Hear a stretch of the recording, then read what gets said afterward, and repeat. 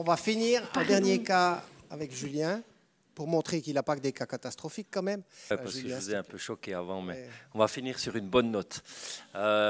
Pour rebondir sur ce que Monica a dit, parce qu'un des poneys dans sa présentation, je le connais très bien. Donc effectivement, la cliente est... Moi, quand elle m'a recontacté, elle avait 6 mois de ferrage. Ouais, donc voilà. Après, j'ai plus suivi, mais c'était incroyable. Et puis du coup, il ne faut pas toujours prendre ce que disent les gens pour du pain béni, quoi. À un moment donné, effectivement, il n'y a pas tout le monde qui dit vraiment la vérité. Et puis après, c'est pour ça qu'il faut être toujours, à mon avis, très prudent avec la critique de ce qu'on a à faire ou de ce qu'on voit, parce qu'on ne sait pas toute l'histoire. Je vais raconter l'histoire de celui-ci,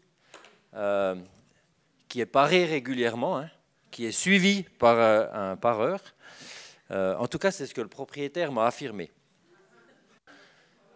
Du coup, mais vous inquiétez pas, c'est la seule vidéo un peu... Voilà. Et puis du coup, ce poney, forcément, quand il arrive, on se dit « oulala, oulala, oulala ». Du coup, qu'est-ce qu'on fait? On téléphone au vétérinaire, qui était M. Gilles Thiebaud à l'époque, et qui m'a dit « mais tu es fou ». Je m'en rappelle bien. Et puis du coup, on a fait des radios.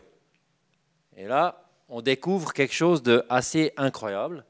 C'est que le cheval a fait multiples fourbures chroniques, et qu'il a perdu la moitié de sa 3e phalange. Elle a disparu.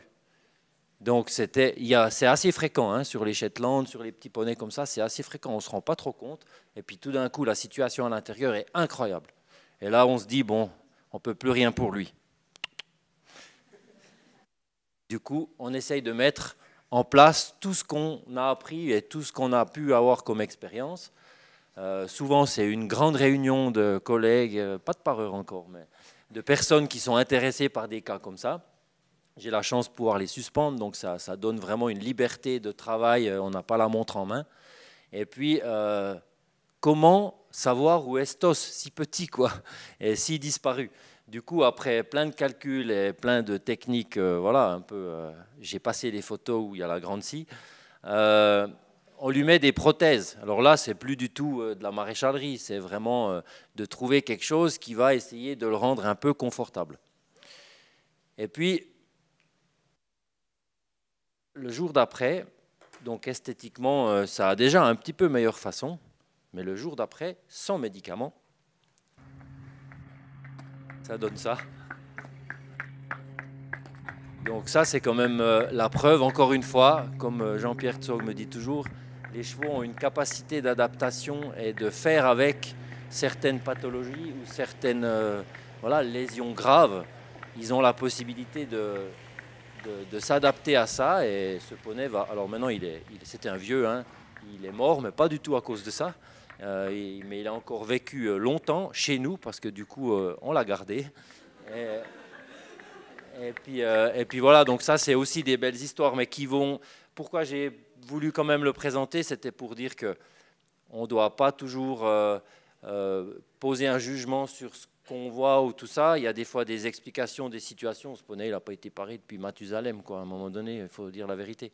Et puis, voilà, même en essayant de faire le mieux possible, comme la tienne de Ponette, qui s'appelle Caprice. Moi, quand je l'ai vu revenir après 6 mois, je n'ai jamais vu ça. Quand je l'ai enlevé, je fais beaucoup les fourbus avec ça. Ça fonctionne bien, mais c'est une durée très limitée. On peut laisser ça 4, 5, 6 semaines maxi. Mais quand ils ont 6 mois, puis que j'ai enlevé le truc, il y avait un bouillon de culture dessous, mais je n'ai jamais vu ça de ma vie. Donc non, c'est voilà, c'est comme ça.